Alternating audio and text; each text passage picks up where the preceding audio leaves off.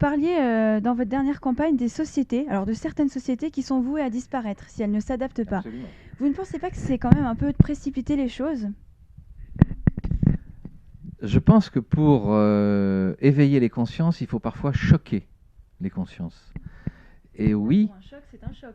je prétends effectivement, pour écouter et lire un certain nombre de futurologues, comme on dit, ou de scientifiques, que, à mon avis, oui, 80% des entreprises, dans leur forme actuelle, vont disparaître. C'est évident. Je vais vous prendre un exemple.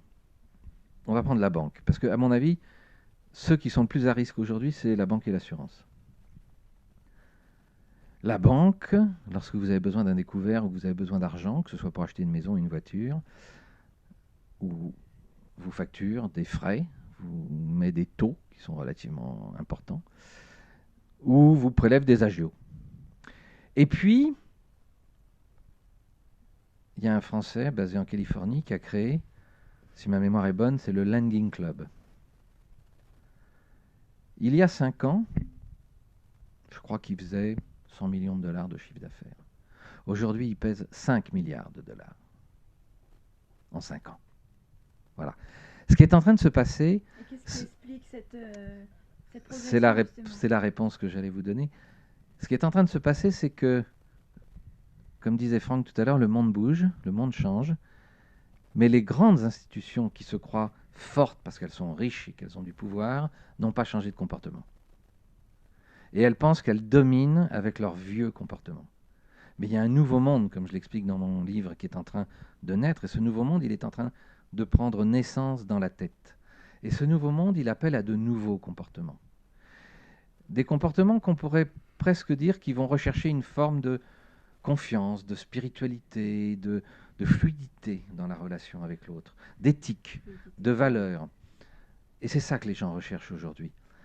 Donc ils en ont un peu marre de ces gens qui ont des comportements dédaigneux, prétentieux, hautains, agressifs parfois. Et de moins en moins, le monde va vouloir vivre comme ça.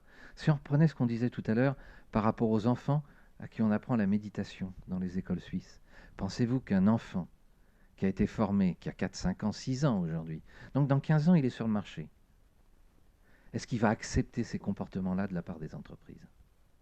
Non. Et c'est ça sur lequel 80% des entreprises aujourd'hui ne bougent pas. Elles n'ont pas compris ce qui sont en train de se passer. Donc je dis, effectivement, elles vont disparaître. Peut-être pas juridiquement, parce qu'elles vont disparaître dans leur forme de fonctionnement. Elles vont disparaître dans la façon dont elles vendent leurs produits ou dans leurs relations avec les personnes. Et c'est ça l'un des principaux bénéfices de la symbiocratie, c'est cette espèce d'éveil de conscience, de développement de l'individu et donc de développement de l'organisation. Parce que quand vous avez 150, 300, 20, 100 000 personnes à qui vous permettez d'accéder à une autre forme de pensée, à qui vous permettez de raisonner, et là je prends le mot au double sens du terme, il va y avoir un raisonnement. Et quand vous avez 100 000 personnes qui se mettent à raisonner sur une fréquence positive, qui se mettent à raisonner en confiance, que croyez-vous qu'il va se passer dans une entreprise? On rejoint un peu la physique quantique et d'autres données, mais on ne va pas rentrer là-dedans pour l'instant parce que les études sont en cours. Je me rapproche d'un certain nombre d'experts parce qu'on a déjà des données. Mais c'est sûr que quand vous pratiquez la symbiocratie, vous éveillez les consciences et vous faites raisonner le système positivement. Après, vous avez des interventions qui viennent en complément avec Franck ou avec des personnes qui travaillent comme Franck, parce qu'il faut consolider, il faut transférer le savoir-faire. On n'est pas là pour mettre en place un processus, un logiciel ou un algorithme. On est là pour faire en sorte que l'entreprise, sur le plan psychologique, sur le plan mental, sur le plan physiologique, soit en pleine santé, avec toute la créativité, toute la richesse que ça représente. Alors on va transférer ça et on va former l'encadrement à faire ça à notre place. Notre but n'est pas d'être là en permanence. Notre but, il est d'éveiller les choses pour que les entreprises puissent, et les individus puissent passer à un autre monde. Ça, c'est un boulot de fond que Franck fait merveilleusement. Merci Didier. Effectivement, L'entrepreneur aujourd'hui doit comprendre quelque chose d'essentiel.